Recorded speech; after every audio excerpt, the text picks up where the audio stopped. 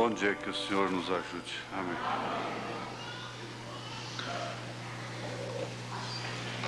Estava pensando a maior responsabilidade que um homem pode receber aqui na terra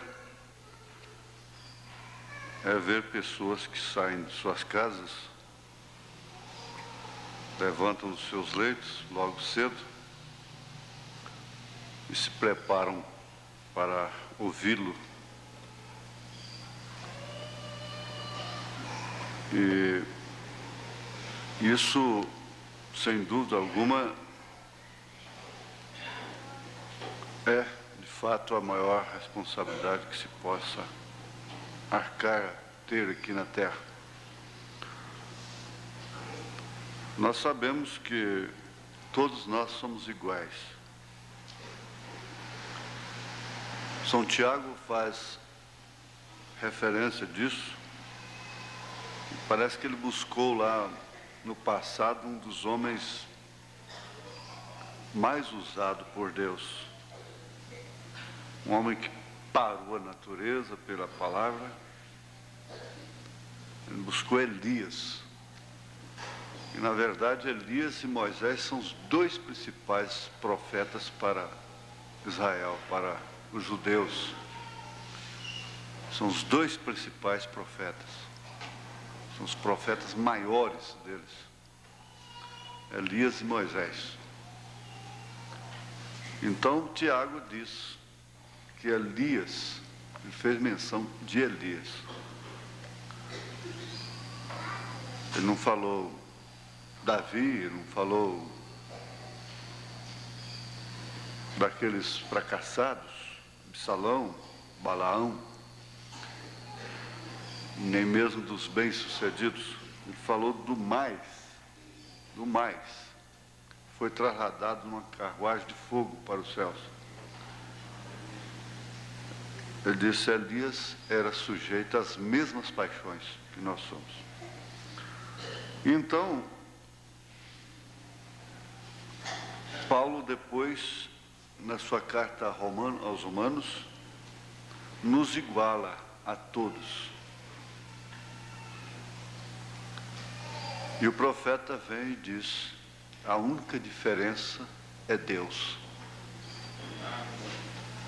A única diferença que há entre um homem do mundo, lá perdido, com o homem da fé, é a sua fé, é Deus. De forma que quando nós nos reunimos, nós somos todos iguais. Então aqui não tem, na verdade, um ocupa a máquina ali, o outro ocupa o instrumento ali, a menina senta no órgão e o diácono mantém a ordem ali, você se assenta aí, e eu venho aqui, me ponho aqui para falar, mas todos somos iguais, apenas diferem em funções, em ofícios. E sem o povo não há nação, não há governo, não há presidente. Sem rebanho não há pastor. Sem pastor não há rebanho. Que adiantaria você ter um carro muito bonito, folheado a ouro, e ele não ter volante, né? Já não fala gasolina, como diz o irmão Breno. Ele não ter o volante. Você não poderia fazer nada com aquilo. Nas escolas dominicais, é muito bom sempre a gente ter uma pergunta e uma resposta. As perguntas e respostas, elas consolidam muito a igreja, as pessoas. Muito embora muitas delas venham de encontro com passados, com coisas que as pessoas já fizeram no passado e que não tem mais jeito de consertar. Não tem mais jeito. O irmão Branham, nas 3 manifestações da vida cristã, ele diz que estas coisas devem ser colocadas diante do trono. E aquilo não deve ser tocado mais.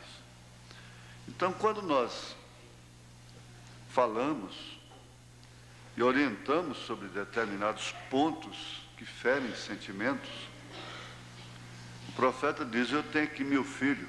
Você sabe, o irmão Branham estava ali lavando o seu carro e Billy Paul chegou e disse: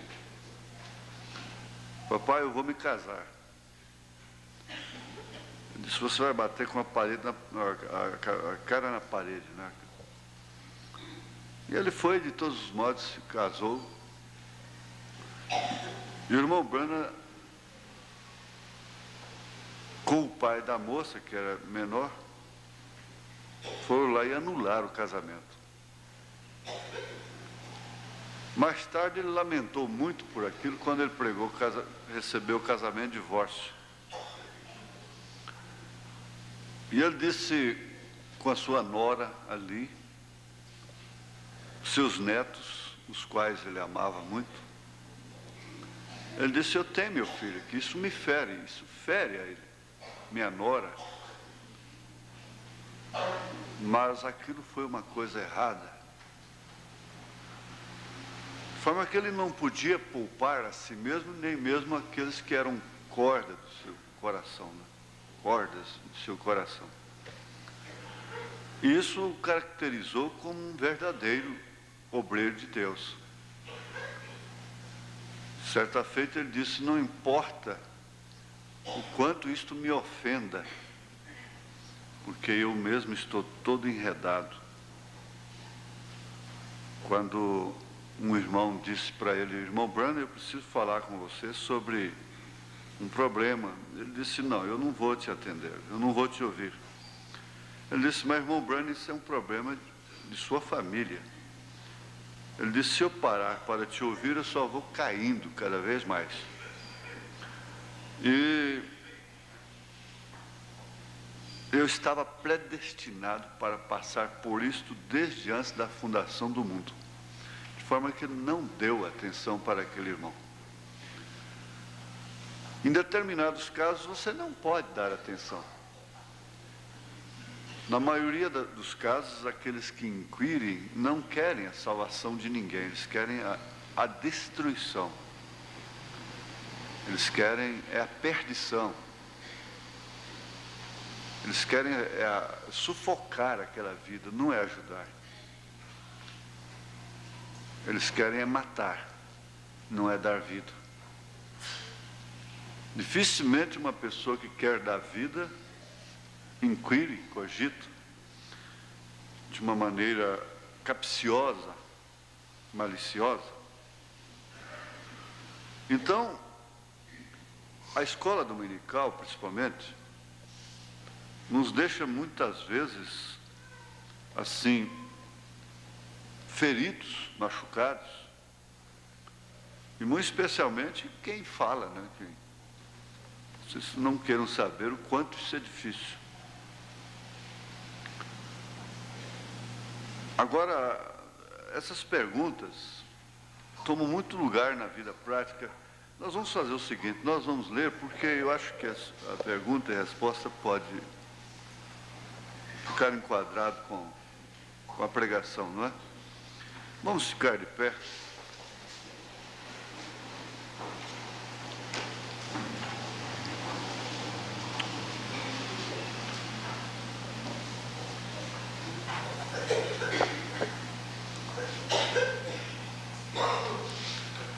São Mateus capítulo 17, verso 10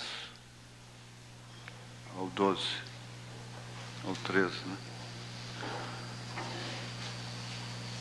São Mateus 17, verso 10. E os seus discípulos o interrogaram a Jesus, não é? Dizendo: por que dizem então os escribas que é mister que Elias venha primeiro? E Jesus respondendo, disse-lhes: em verdade, Elias virá primeiro e restaurará todas as coisas. Mas digo-vos que Elias já veio e não o conheceram, mas fizeram-lhe tudo o que quiseram. Assim farão eles também padecer o Filho do Homem. Então entenderam os discípulos que eles falaram de João Batista. Poderoso Deus, Pai de misericórdia e de bondade, nós estamos aqui, muitas vezes como o Jim entrava naquele templo. Jesus, aqui está o Jim. Jesus, aqui está o Jim. Jesus, aqui está o Jim. E nós sabemos que na hora certa o Senhor tem vindo e virá a nós, em cada passo de acordo com o momento, com o evento da hora. Nós te suplicamos que nos dê graça para remarmos contra a maré, contra a própria razão, contra os próprios sentidos, que muitas vezes estão feridos, estão machucados, estão com uma ferida, tudo bate ali. Nós te suplicamos perdão dos nossos pecados e que o Senhor encoraje a cada filho do Senhor pela tua palavra, em nome de Jesus Cristo. Amém. Assentai-vos. Eu me lembrei agora, na oração, parece que eu viajei mais de 15 anos atrás, né? Mais de 15 anos, bem entendido. Quando a gente era criança, né? E naquele tempo dava muita ferida, pereba, falar pereba, nos meninos.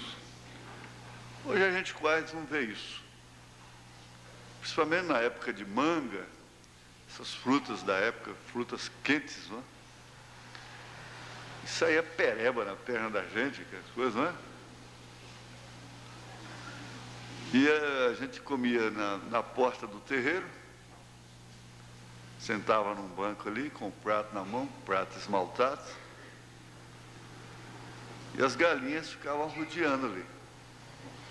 Mas ela vinha justamente na pereba. É claro, né? Aquilo chama atenção, né?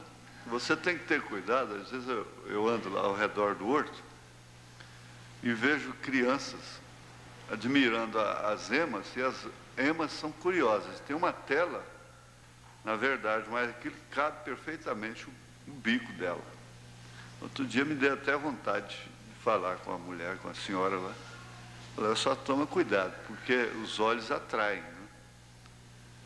E uma bicada de uma ema no olho pode causar uma consequência irreparável, né? Então a pereba atrai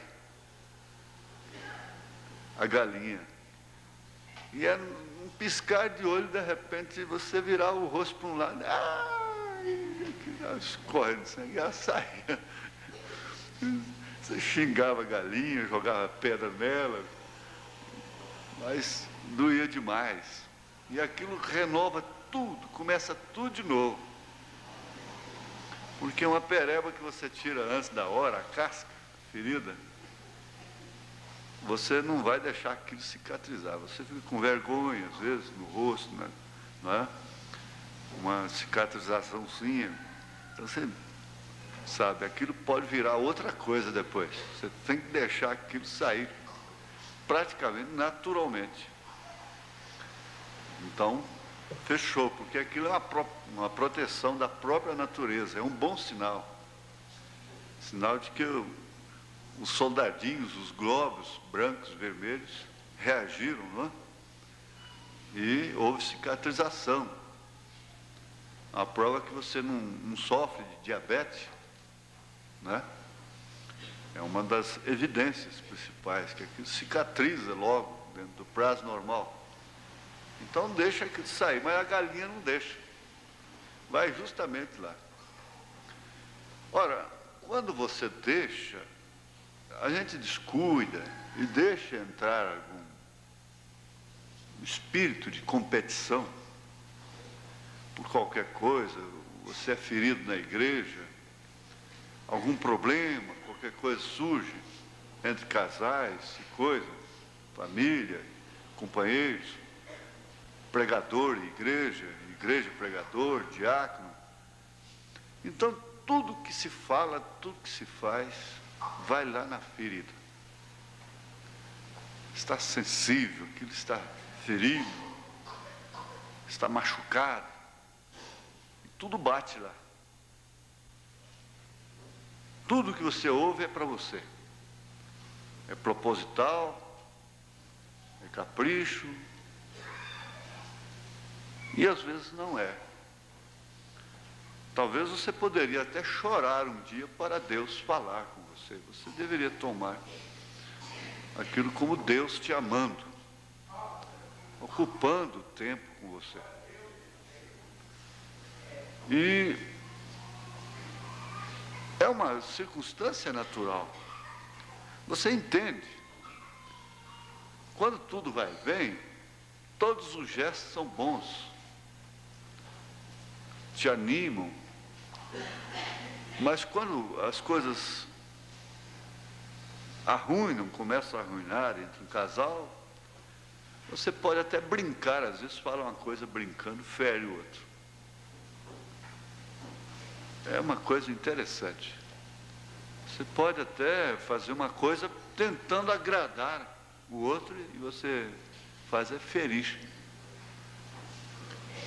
É compreendido de uma maneira completamente diferente. Você às vezes fala uma coisa e brinca, faz uma crítica, uma coisa de brincadeira, às vezes para criar uma atmosfera de brincadeira, então aquilo vira outra coisa muito diferente. Agora, contornar essa situação é que é a questão. Nós estamos vivendo momento de contradição. A própria mensagem do irmão Branham, isso quer dizer, o irmão Branham está em contradição. Nós estamos vendo um desfacelamento, parece que pelas raízes dos comunistas, do regime comunista. Cada dia que passa, a gente está ouvindo a notícia no jornal, no rádio, na televisão, o comunismo está sendo sucumbido mesmo. E isso forma a maior contradição com a mensagem. E nós temos de estar preparados para essa contradição. Na verdade, você não consegue descrer no profeta. É uma coisa tão importante que você não consegue descrer no profeta. Quando eu telefonei para o então presidente do Conselho de Ministros de Goiânia, porque quando eu vi a mensagem, eu falei, ninguém rejeita essa mensagem, esse povo está buscando avivamento aí. Ele disse, não, eu conheço, ele morreu de acidente automobilístico. Quer dizer, para eles foi o maior castigo que o irmão Branham recebeu. Foi morrer num acidente tão drástico, tão dramático, não é? Mas aquilo não me abalou. E depois, até há pouco, você fica sabendo de coisas que provavelmente seriam um choque, uma contradição. Mas aquilo não abala a gente. Não abala a fé da gente. Chega um ponto que você poderia vir a constatar qualquer contradição na mensagem e você não se abalaria. Porque, para mim, isso é a maior prova de eleição, de predestinação. Porque se não é essa mensagem que vai preparar a noiva para o rapto, qual seria? E nós estamos vendo aí o sistema pentecostal em plena evidência e acessão. Os dons sendo exercidos, mesmo pelo sistema católico, carismático. Então já temos a tia Laura, aquela irmã simpática de idade que tem em cada igreja, a igreja católica também já tem, que é usada, não é? Por Deus e por revelação e na cura divina, e a sua oração é tão simples, tão humilde, tão quebrantada. Então a tia Laura está rodeada. Irmãs, mulheres, madames, então procuram, vão na sua casa. Diz que o telefone dela teve até ser bloqueado, porque ela já não dava conta mais. E a pessoa é tão simpática, tão decente, bem vestidinha, colarinho de gola abotoada, não é?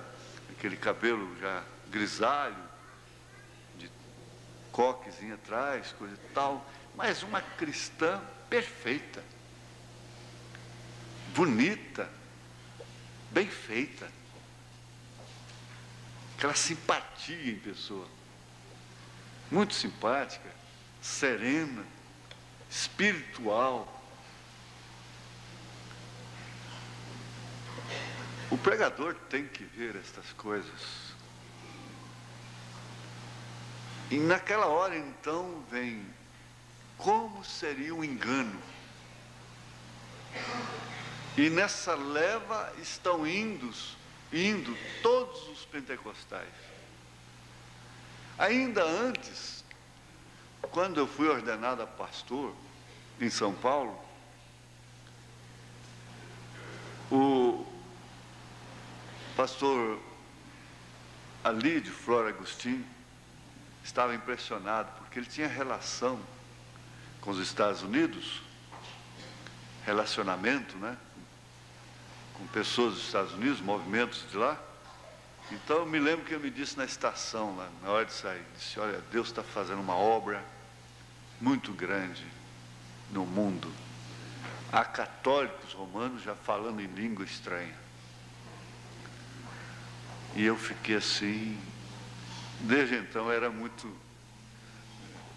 Eu não cria em denominação.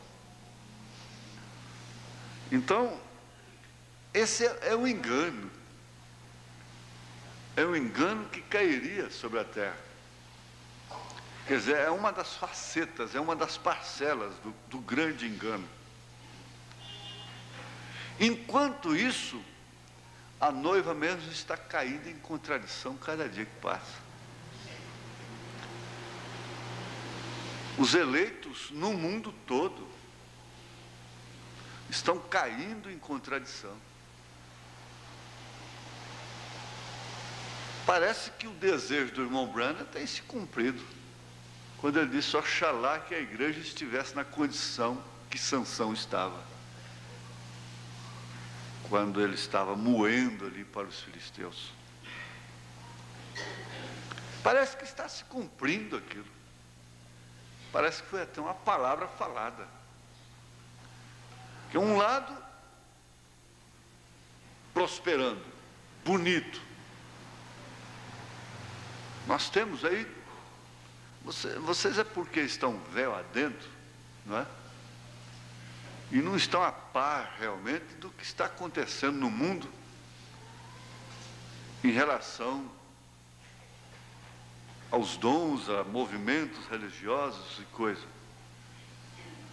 E freiras e padres e pastores e missionários fazendo obras extraordinárias e crescendo, e todo mundo em honra, enquanto nós parece que só estamos secando cada dia que passa. A mocidade não tem lazer. E não vulcaniza termos programas que viriam corresponder. Não vulcaniza. Tudo que nós tentamos, a gente tem tentado até uma reaproximação com a família. Com primos, parentes e coisa, uma vez que a gente vai. A gente fica como, na verdade, todo jeito que a gente força para fazer, fica parecendo um pássaro estranho ali dentro. Não consegue. Tudo que você tenta, não consegue. E, na verdade, se você for analisar a luz das Escrituras, não foi outra coisa que aconteceu com Abraão. O Davi está foragido. Talvez seja problema de acidez. É assim porque eu cheguei em João Pessoa, tomei um suco de mangaba, no outro dia estava com afta. Agora tomei mais alguma coisa ácida, veio afta de novo. E eu fui botar um remedinho nessa afta, mas o trem, na linguagem do mineiro e goiano, o trem que dói. Mas o que mais me chamou a atenção não foi isso. É que eu estava no espelho e aqui corria uma bica de água, saliva, baba. Eu falei, meu Deus, Davi estava com afta e botou algum remédio na boca. Para babar daquele tanto que ele babou. Parecia um bobo ali. E Davi se associando a marginais e foragido. E você vai buscando isso. Elias desejando a própria morte. Sabe? Para mim agora a melhor coisa que pode acontecer é a morte. Porque quando você morre, você vinga. Quando eu vi minha mãe dentro do caixão, me deu uma alegria. Isso parece uma contradição. Mas é um sentimento de vingança. Uma vingança de Deus, né? Não é a vingança do ódio, não. Porque ela não tinha lugar onde ficar mais. E quando ela morreu, eu senti assim por dentro. Vingança de Deus. A vingança de Deus é essa. Ele recolhe aquele homem, recolhe aquela mulher. Pronto, agora vocês fiquem à vontade. Outro virá aí, um perfeito, um que não tem falha, virá no meu lugar. Um que tem tudo, não é? Aquele marido está dizendo, deitado ali dentro do caixão, aquela mulher esticada lá, dizendo, agora eu não tenho nada a ver com isso mais. Desocupei o lugar. Desocupei a cama. Desocupei a mesa. Desocupei o guarda-roupa. Desocupei tudo. Vocês agora não vão ter mais minha perturbação. Vocês agora não vão ser mais feridos por mim. Eu não vou implicar mais com ninguém, acabou. Cessou. Não precisa mais nada. Agora você está livre para ter outra, para ter outro. Você está livre para ter outro. Não precisa mais. Ah, que vingança gostosa essa. Aí o profeta disse, vem, ó doce morte. Não é? Mas nem sempre Deus atende. Elias, ainda há mais 7.000 lá e você tem que lutar por eles. Sua hora não chegou ainda. E ainda não chegou a sua hora, você tem que continuar aqui no planeta, né? Na dimensão. Você tem que continuar por mais um tempo. Eu prefiro partir e estar com Cristo, porque isto é muito melhor. Mas ainda, Paulo disse, né? Mas por amor de vós, eu vou continuar mais. Então, parece que era só Paulo apertar um botãozinho e ele ia embora. Mas por amor da igreja, ele não ia apertar aquele botãozinho. Não sei, a expressão que ele usou ali, dá para entender assim, não é que somente ele querendo, ele ia embora para Cristo. Ele não usaria um meio que não o levasse para Cristo, né? Ele disse, prefiro partir e estar com Cristo. Agora, por favor, Paulo, você disse que já não é você que vive mais, é Cristo que vive em você. Por que você quer estar com Cristo, se Cristo já está com você? E ele mesmo disse depois, estando no corpo, estamos ausentes de Cristo. Aí você vai estudar as dimensões e a plenitude e coisas assim, não é? Mas eu quero deixar à vontade, nós temos mensagens para serem entregues, mas eu creio que domingo próximo já teremos, vamos ver. Enquanto isso não acontece, nós vamos ruminando essas coisas. Aqui o irmão Branham disse, no parágrafo 28, nós temos uma pergunta, de perguntas e respostas número 1. Agora a primeira pergunta, tirei daqui. O irmão Branham, é errado uma cristã pôr em seu cabelo cachos com prendedores? Também, que comprimento deveriam ser as mangas dela? As mangas dos vestidos, né? Obrigado, uma irmã. A pergunta parece ser tão infantil, né? Tão ingênua. Ocupar o tempo do profeta, uma reunião, sei lá, uma escola dominical, o que era? Um tempo do profeta com uma pergunta dessa?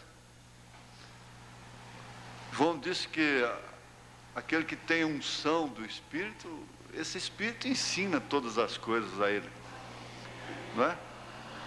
Então vem aquela tendência de murmurar até contra a irmã que fez essa pergunta. Mas que é isso? Uma cristã não sabe se vestir decentemente? A Bíblia não diz para vestir-se decentemente, com pudor, e agora vai tomar conta. Mas o profeta diz uma coisa muito importante, ele diz, agora isso significa muito para essa mulher. Foi o que eu disse outro dia. Deus não tinha que falar para Davi, olha, não adultere, não vá para a boate, não vá para a piscina em banho misto, não vá fumar, não vá beber, não vá prostituir. Deus não tinha que falar isso com ele, não é? Deus teve que falar para ele, não é você que vai fazer o templo. Porque essas outras coisas, naturalmente o cristão já sabe. Ele deu a palavra lá no Éden e não ficou cercando a Eva depois. Você, até certo ponto, está certo, o marido velar pela mulher, ele vela dentro dos seus limites, dando para ela o que ela necessita. É claro, ele não quer vê-la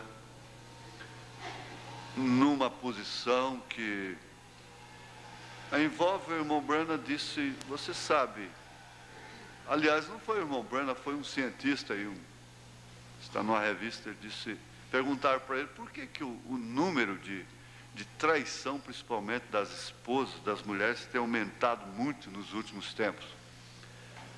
Ele disse, a principal causa é a convivência, o relacionamento que elas têm com os homens, muita facilidade, então isso as expõe, porque ela vê o gato, né? O gato pula na frente dela e dá um miado com muita facilidade, né? E agora não é gente, mas é gato. É gato e gato. Gatão, gatinha, gatinho, baixinho, baixinha, né? Beijinho, beijinho, essas coisas assim, né? Então, ele disse, eu creio que o irmão Brana faria menção disso.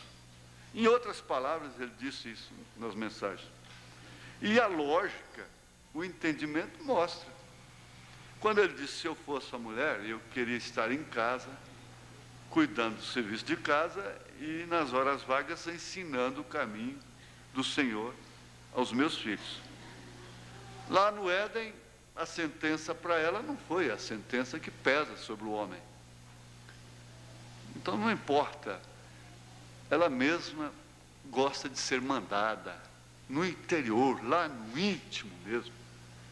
Se for para escutar lá dentro, ela nasceu para ser dirigida.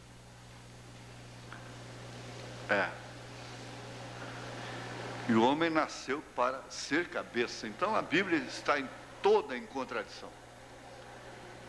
Mas ele respondeu assim. Aquele médico, aquele doutor, ele respondeu assim.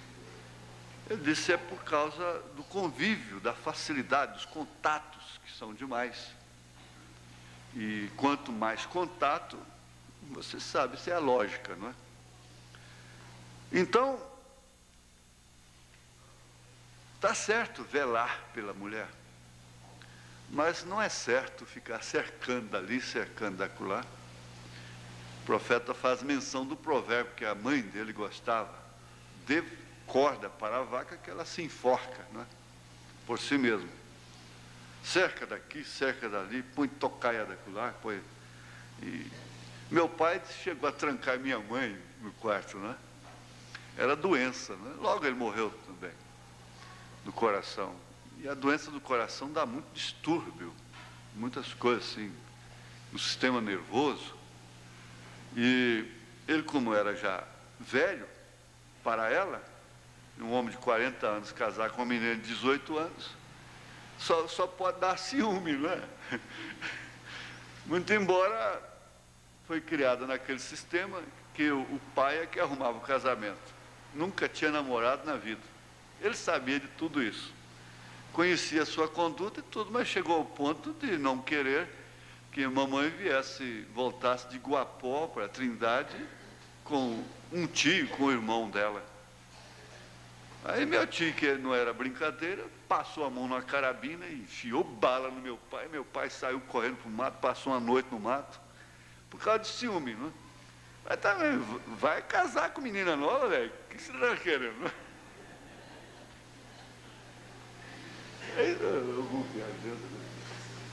Vai casar com menina nova. Dá isso, não dá outra. Você vai ficar vendo assombração, né?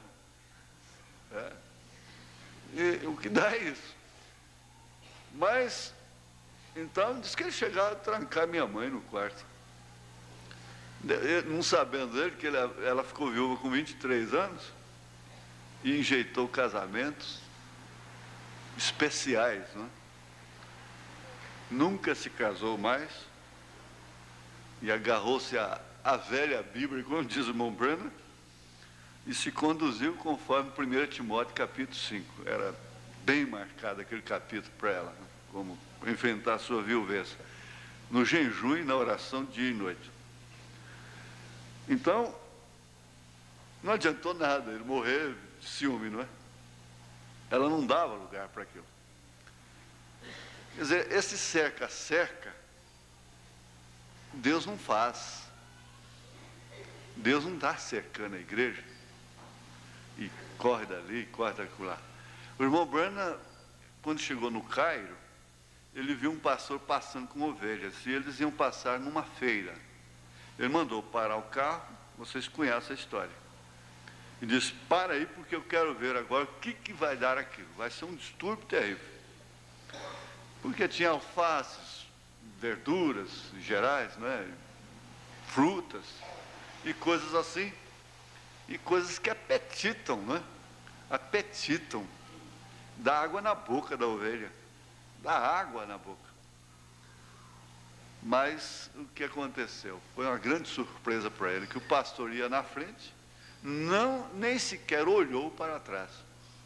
E as ovelhas cabisbaixas seguiram-no, sem olhar para um lado nem para o outro. Isso que é a esposa, isso é a igreja, isso é a mulher, isso é o homem, isso é a ovelha. Agora, se fosse cabra, põe manga nesse vestido, menino. As axilas, você levanta o ônibus aí no... Tem uma manga que é só aqui, a outra, a parte de baixo, né? Tem uma blusinha que se fizer assim, mostra a barriga tudo, né? E assim por diante. Menina, mulher, não faça isso. Essa saia desse jeito, essa coisa colada, esse vestido dessa forma, e bate de cá, e cerca de lá, e cerca de cá, e bate de lá, e cerca de cá, e bate de lá. Não é ovelha. Só pode ser ovelha. Por quê? Essa natureza ainda não morreu, não é? É a natureza da cabra, porque a cabra é que pula em tudo, e entra dentro de casa, e sobe na cama, e derruba vasilha, e não pode ver nada, e sai correndo, vai, come aqui, come acolá. Quer dizer, se fosse um rebanho de cabritos, de cabras, o melhor é que aquele pastor não passasse por ali. Então tem que esconder da televisão, tem que esconder de tudo, porque come tudo que tem, né? Come tudo que aparece. Quem já criou cabrito sabe. O danado passa, ele só tem medo de água. Não gosta de tomar banho de jeito nenhum. Mas passa de pinguela, igual nenhum bêbado passa numa pinguela igual o cabrito passa. Quem sabe disso aí? Tanta gente sabe disso. Cabrito passa na pinguela para alcançar o outro lado. Então faz cada esperteza, cada golpe, cada jacosada para passar para o outro lado e volta correndo, como se não fosse lá. Essa é a natureza esperta que diz o irmão Branham. É aquela garotinha espertinha, é aquele homem, aquele garoto esperto, aquele Jacó, né? Então, Deus não está assim, quebrando perna. Ele deu a palavra para Eva e virou as costas e foi embora. Para Adão e Eva, disse, o dia que vocês comerem disso aí, vocês vão morrer. E a serpente não tentou, quer dizer, devia ser uma serpente fêmea, vamos dizer, o diabo devia ter feito isso, já que quem cai é o homem, mas desde o Éden quem cai não é o homem. Vocês têm que aceitar, porque isso foi dito na coluna de fogo, não pode. Nós temos que aceitar o fato, a realidade. Enquanto a mulher não quebra, o lar não caiu. Não tem jeito dele cair. É por isso que Salomão disse, a mulher sábia edifica a casa, a tola derruba com suas mãos, com suas próprias mãos. Então, podia ser uma serpente fêmea, muito bonita, e seduzir Adão, ao invés de Eva. Mas foi ao contrário. Foi serpente macho. E como você vê essa cena aqui, ó, o irmão Branham viu, a serpente era o animal mais bonito, a coisa mais linda que já pisou na terra. Mais linda. Estava entre o chimpanzé e o homem. É o elo perdido que a ciência diz. A ciência diz que existe um elo perdido entre o macaco e o homem. Esse elo perdido é a serpente que saiu de cena. E ele disse então que ela veio com tanta fragrância sobre Eva. E ele viu o ato, tudo como aconteceu. Ele não poupou, Deus não poupou a sensibilidade, a sinceridade do irmão Branham, porque ele não olhava um ato desse na rua, ele não olhava um ato desse na televisão. Estão aí comumente diante das famílias, dentro de casa. Você sabe, o filme pode ser muito bom, mas tem um minuto dele lá que, né? E a pessoa para ali, a carne grave ali, ele não vê a consequência daquele ato, não. Vai dizer que vai se converter, não. Não. O que ele sofre naquele momento lá, já, como o profeta disse, é um adultério. O que ele sofre no momento daquele ato. Mas Deus mostrou para ele, claramente, a semente da serpente é indiscutível. É indiscutível. Nós não discutimos a semente da serpente. Nós não discutimos. Isso é assim diz o Senhor. Caim não era filho de Adão. Caim era filho do maligno. Caim foi a semente do joio, que Jesus disse. Quem semeou foi o diabo. E Jesus não chamou meretrizes de semente de serpente, raça de víboras. Chamou justamente os sacerdotes, sumos sacerdotes. Ela é extremamente religiosa e mata por causa de Deus. Roma matou mais do que todo mundo já matou. Só um papa matou 11 milhões de cristãos.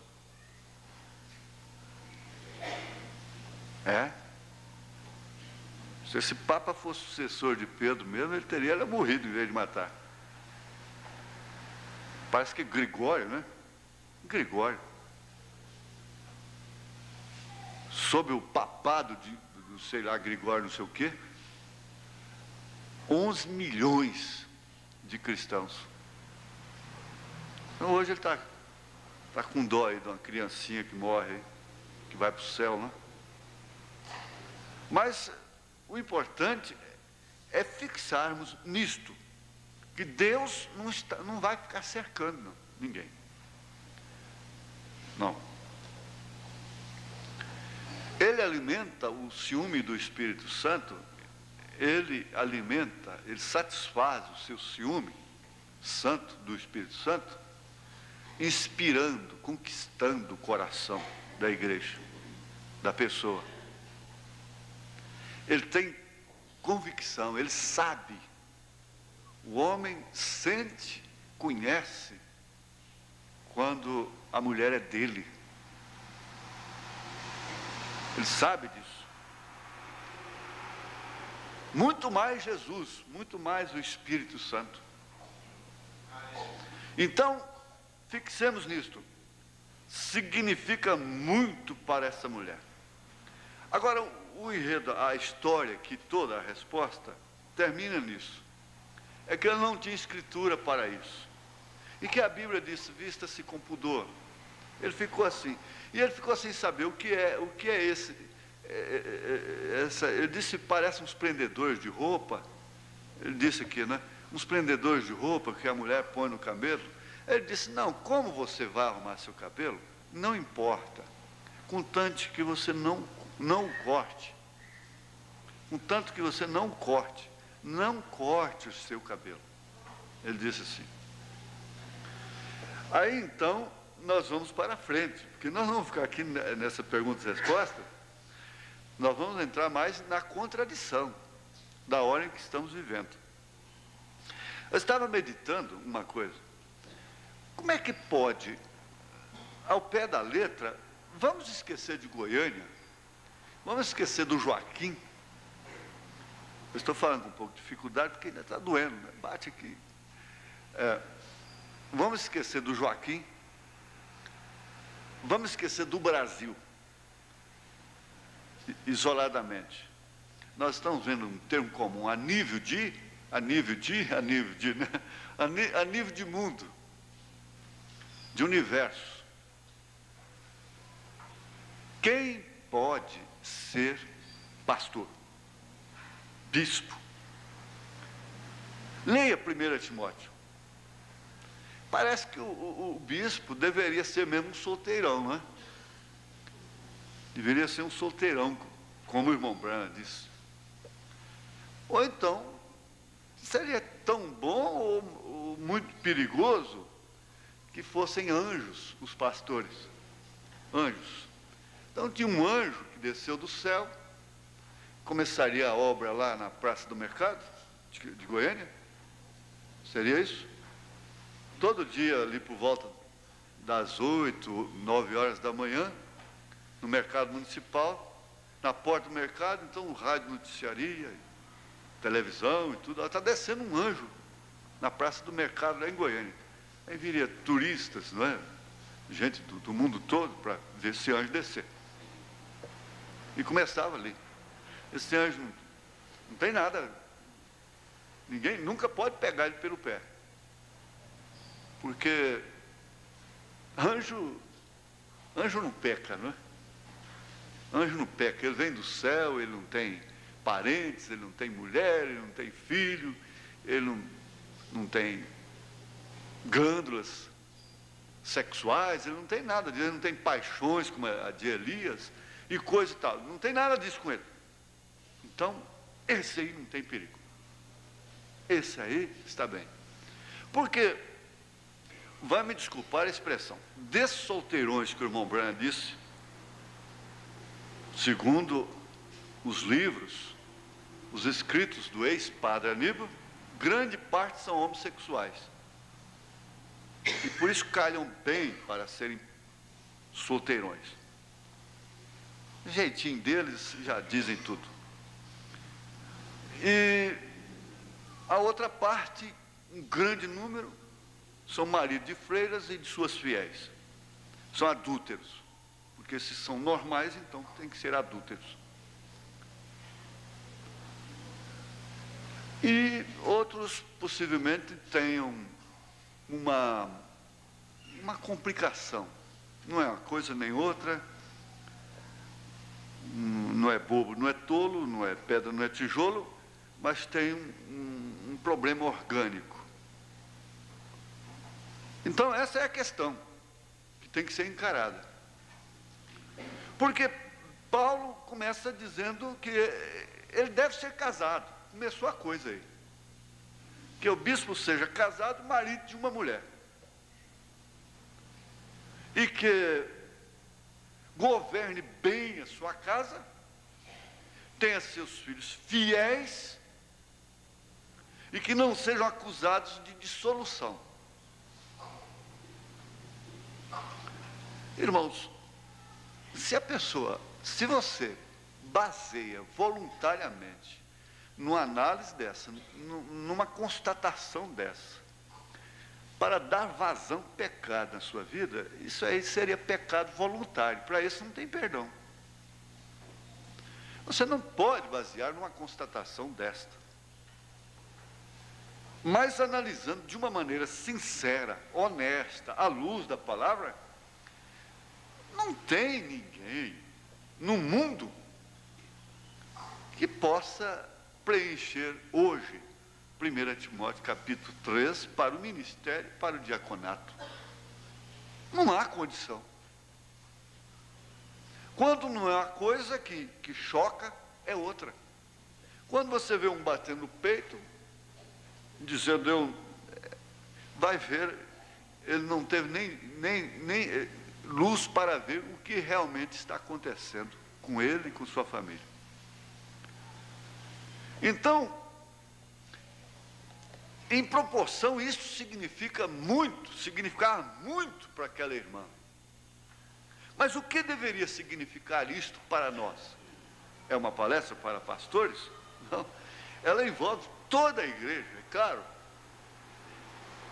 É uma palestra somente para diáconos? Não, ela envolve toda a igreja. O profeta disse, isso significa muito para esta irmã. Porque relativamente parece que esse era o único problema que ela tinha para enfrentar. E você tem encontrado pessoas engarranchadas em determinadas coisas que são tão simples,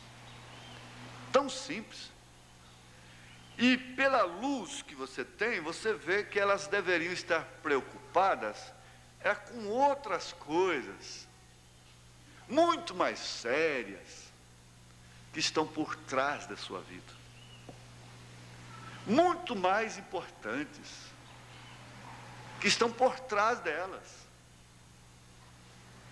Nós vimos domingo passado, você costuma ir ruminando a mensagem, por que não deu novo? O céu é tão glorioso, comparar homem com porco aqui e multiplicar milhões de vezes a diferença, é o céu, é o outro corpo. E nós vamos ficar envergonhados lá, não é propriamente dos nossos erros, porque ele está parado por nós. Nós vamos ficar envergonhados lá, pelo que nós fomos aqui parecendo aquele filho que não saiu de casa. Aquele filho que não saiu de casa, o irmão do filho pródigo, e que não soube aproveitar a casa do pai, que não soube aproveitar a atmosfera do lar. É isso. Nós vamos chorar e ele virá enxugar as nossas lágrimas com o seu manto. É por causa disso, porque você não vai ter nenhuma memória de pecado, é de ver a grandeza, e você vai sentir então, oh, como pinchincha fui eu. É isso. Agora, o que deveria significar mais para você do que o seu rapto, do que o seu arrebatamento, do que os céus? Mas nós colocamos o casamento em primeiro lugar, nós colocamos a paixão em primeiro lugar, nós colocamos os nossos sentimentos em primeiro lugar, e por isso nós envelhecemos antes do tempo. O irmão Branham encontrou uma irmã que tinha 60 anos de idade, e o irmão Branham não brincava com essas coisas. Ele disse, parecia que tinha 30 anos apenas. E ele perguntou para ela, e ela tinha 2 filhos médicos que eram mais velhos que o irmão Branham. O que é que você fez? Ela disse, porque cedo ainda eu entreguei minha vida a Jesus. E quando eu entreguei minha alma, minha vida para Jesus, eu entreguei tudo para Ele. Entreguei tudo que eu tenho para Ele. Então parece que ela se tornou uma pessoa insensível. Isso se trata de uma pessoa ancorada e que não deixa se dominar pelos sentimentos. Todas as vezes que você derrama adrenalina no sangue, no corpo, no seu organismo, você envelhece, você se expõe a um infarto cardíaco, a um derrame, você altera todo o sistema. Você não pode comer nervosa, se alimentar nervosa, você não pode deitar constrangido. Você tem que fazer a oração de Davi, em paz me deitarei e dormirei, porque só Tu, Senhor, me fazes habitar em segurança. Você não pode. Males de outros não devem interferir na sua vida, na sua caminhada para o céu, seja de quem for. Não participeis de pecados alheios. Não se tornem participantes dos pecados alheios. Isso não quer dizer comungando com eles apenas, participando deles, bebendo com eles, fumando com eles, não é isso. Às vezes até implicando tanto com eles, você está participando de suas consequências, diminui a vida deles e diminui a sua também. Agora, qual é a mãe que põe Deus acima de um filho? Que põe Deus acima de uma filha? Qual é o marido que põe Deus acima de uma mulher? Qual é a mulher que põe Deus acima de seus sentimentos, de seus direitos para com o homem? Qual? Na verdade, não tem, isso não está significando muito. Os céus não está significando muito para nós. Prender cabelo, manga no vestido, significava muito para aquela irmã. Mas eu estou indo mais acima, muito mais alto. O que significa o céu? O que significa a glória eterna, a eternidade? Não é só 1000 anos com Jesus, não. 3 anos e meio nas bodas, e 1000 anos com Jesus no milênio. Não, é na eternidade. O que significa? Parece que tem hora que aquilo não está significando muito para nós. O irmão Branham teve um diálogo com a esposa dele, e ele disse, ela afirmou para ele que gostava mais de Jesus, amava mais a Jesus do que ele. Ele gostou daquilo. Ele ficou muito feliz com aquilo. Isso ela professou com a sua vida também. Na sua viuvez depois, ela professou, ela confessou e professou. E confirmou com sua vida que amava mais a Jesus do que ele. Agora, o que significa esse homem para você? Muito. O que significa essa mulher para você? Muito, sem dúvida. Mas Jesus significa mais. Porque Jesus significa a vida eterna. E nós estamos encontrando constantemente, o mundo está ferido, magoado, chocado. A ferida, a galinha está indo na pereba. Todos os dias. Cada um tem uma ferida sensível e que não pode ver dois conversando ali e olhando para cá. A sensibilidade está muito grande para com os sentidos, para com as coisas naturais. Agora, esse significado para aquela irmã, é claro, estava relacionado com sua vida espiritual, com a sua vida eterna. Significava muito para ela. A pergunta pareceu tão inocente, mas o irmão Branham fez um respaldo e deu uma grande mensagem com esta frase: isto significa muito para ela. Agora, nós vemos que Elias viria restaurar. Em verdade, Elias virá primeiro e restaurará todas as coisas. Você não pode excluir definitivamente, é claro. Deixa eu terminar aqui sobre a contradição de 1 Timóteo. Aqui, no parágrafo 36, perguntas e respostas, número 1. Se visse a um homem entrando aqui com o cabelo comprido, pendendo em suas costas como uma mulher, jogador de futebol, com Maria Chiquinha, brinquinho na orelha. né? Artista de cinema, cabelão, chapéu na cabeça e cabelão parecendo uma marmota, né? E esse homem entrar assim, você diria: Senhor, por que você não vai à barbearia? Você parece uma mulher. Fala isso que você vai apanhar, viu?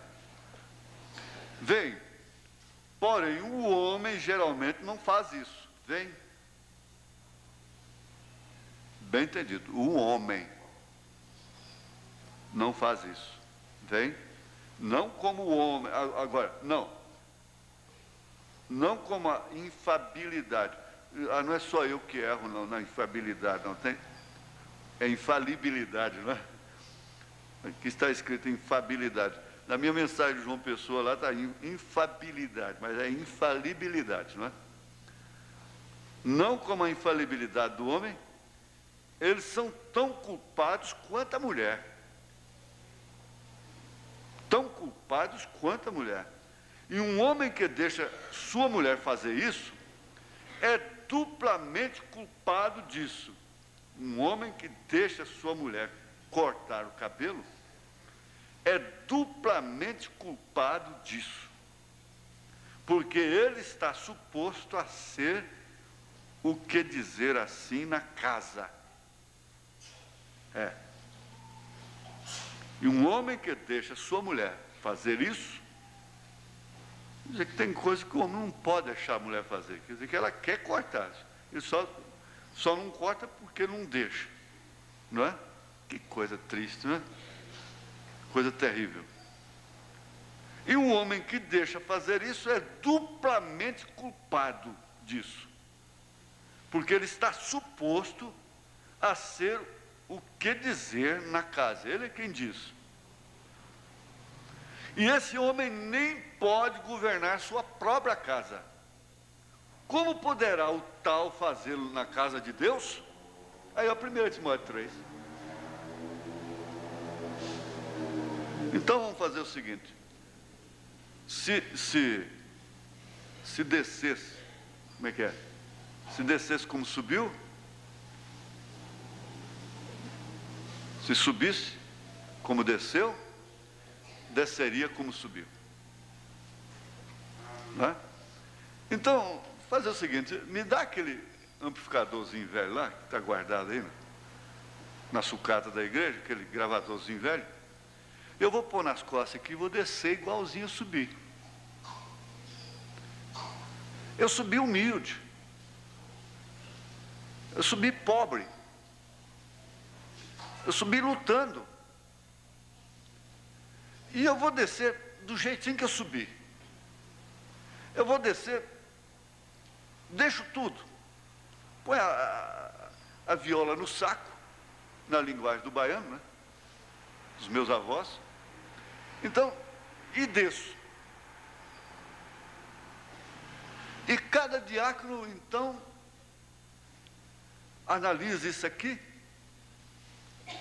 e chega ali na sala e na próxima reunião vem e desce como subiu. Subiu humilde.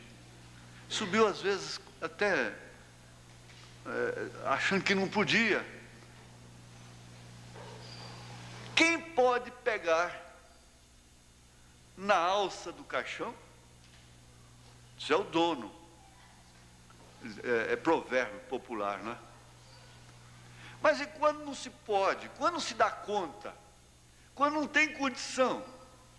Eu já tive numa situação vexatória no cemitério, porque outro dia nós fomos num sepultamento e tinha muito carro, mas muito mesmo. Muitos carros, uma fila muito grande. Mas foi por causa da amizade. A pessoa não era rica, não. Mas carro, uma fila enorme.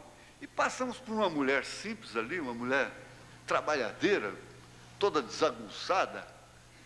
E ela gritou para a gente ouvir: escuta, eu quero ver se o dia que eu morrer vocês vão me acompanhar também.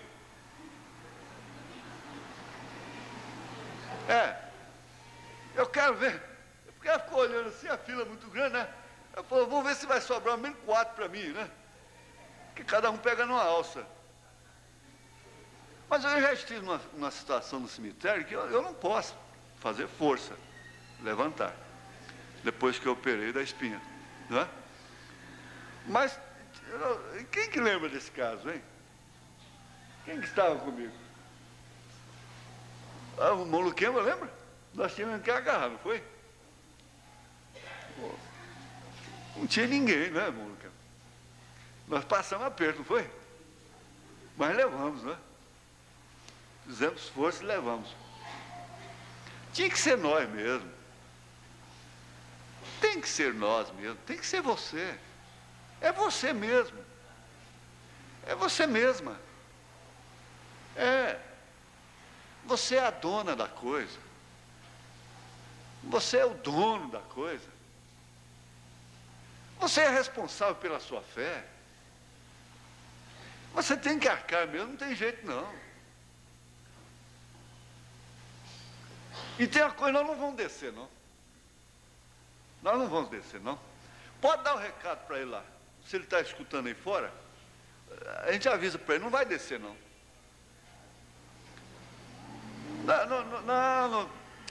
Não desce não. Para isso ele já desceu. Ele desceu. Ele desceu. Para isso ele desceu. Nós vamos fazer o seguinte, em vez de descer, nós vamos subir. É isso que nós vamos fazer. É isso que nós temos que fazer. Ao invés de sair, você vem. Você faz o contrário, porque a natureza hoje não é fazer o contrário. Não é? Então você faz o contrário agora. Em vez de sair, você vem. Em vez de recuar, você vem sentar mais na frente.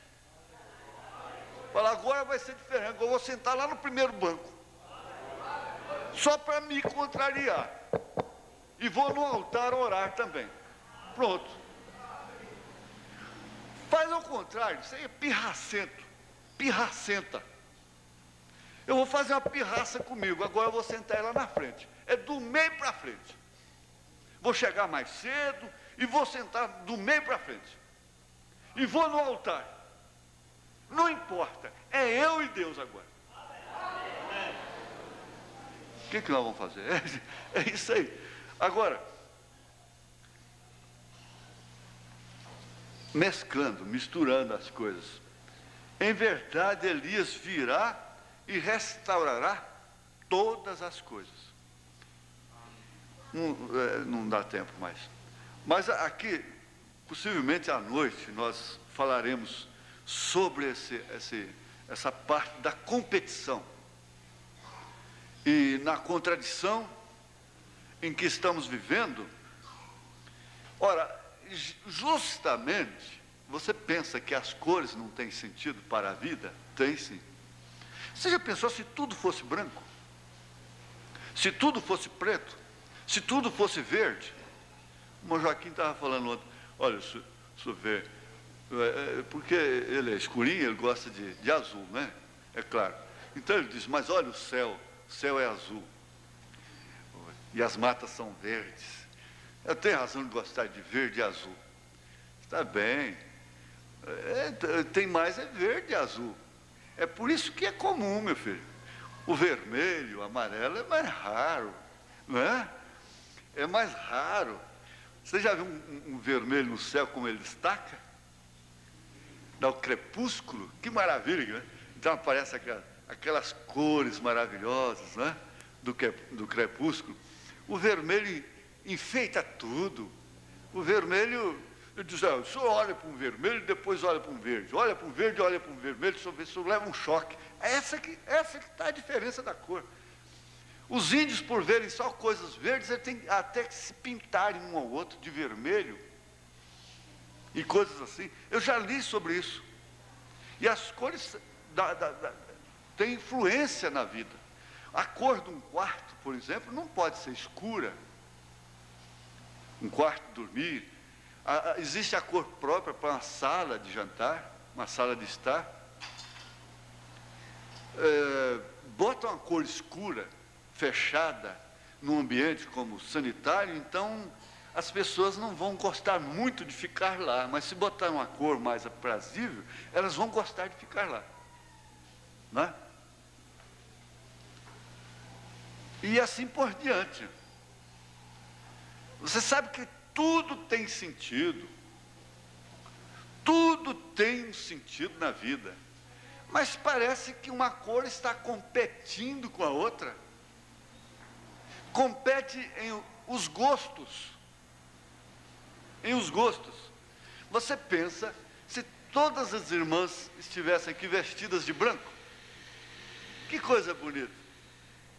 Anjos de brancos, me amas, né? Ia cantar, né? E todos os irmãos vestidos de branco. Então tem uma religião, uma seita por aí que faz assim. A mulher tem que ser vestida de branco, e o homem também vestido de branco, e vestido arrastando no pé, manga aqui, no punho, não é? E tudo bem, Paulo disse lá em Colossenses 2, de aparência, não é? A aparência fica até bonito. E um coral uniformizado, tudo bem, aquele coral uniformizado, tudo vestido igual anjo, né? E cantando igual anjo também, não é? Aqueles anjinhos, tudo cantando.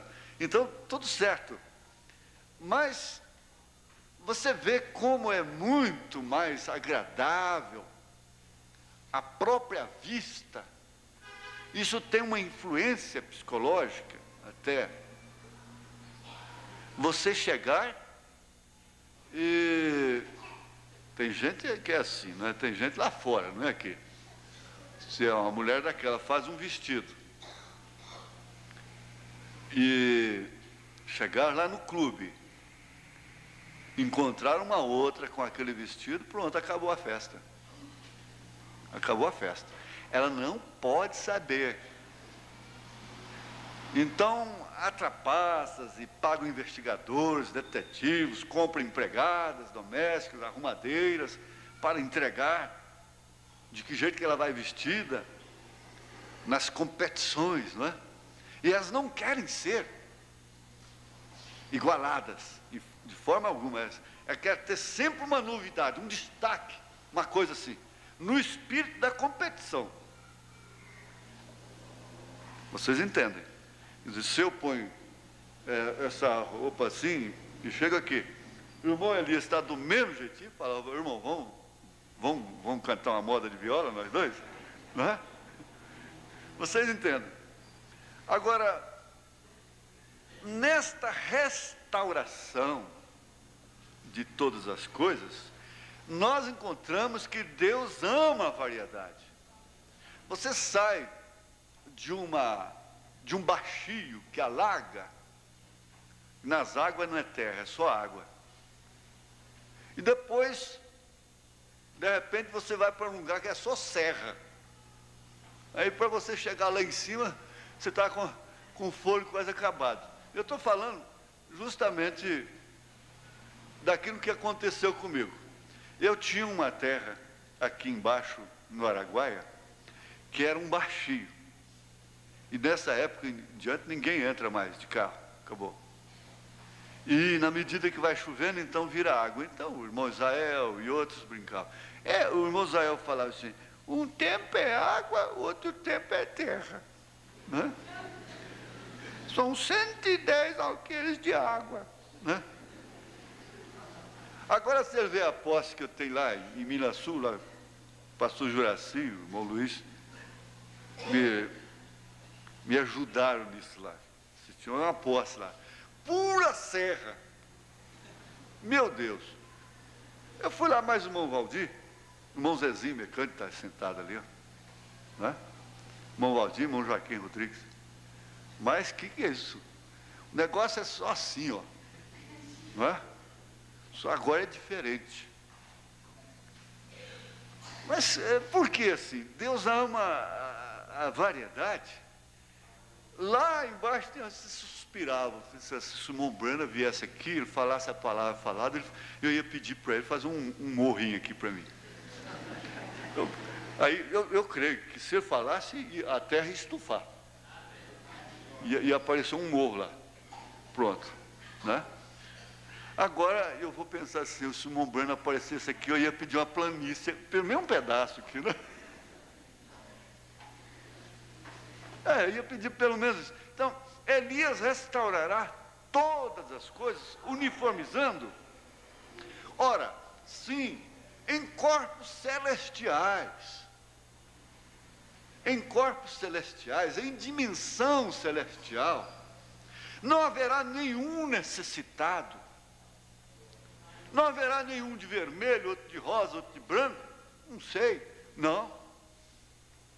Talvez essas coisas percam o sentido, a influência que haja nessa dimensão. Eu sei que haverá uma uniformidade, mas com tudo isso, uma bela jovem se destacou quando o irmão Branham chegou lá. Muito linda, especial mesmo. Ele disse, essa aqui você conhece? Ele disse, não. Disse, essa é aquela velhinha que você batizou lá na terra, levou a Cristo quando ela tinha 90 anos de idade. 90 anos de idade é pura mochiba, gente. É pura mochiba, na verdade é. Não é o que eles dizem aí. Não, vestir decente, vestir com manga, vestir comprido, vestir fechadinho aqui, é para quem tem mochiba, para quem está velho, né? Então tem que tampar. Agora, quem tem beleza para mostrar, tem que mostrar. Esse é o argumento. Mas quem podia mostrar é a velha, porque não provoca adultério, não provoca cobiça. Quem podia, então, seria ela, não é? No caso. Ela não o fará de todas as formas. Mas lá, veja o que chegou lá. Elias restaurou aquela velhinha de 90 anos. Restaurou ou não restaurou? Restaurou aquela multidão que vinha ao encontro dele dizendo, ó, meu precioso irmão. Agora chegou a hora de crer ou não crer.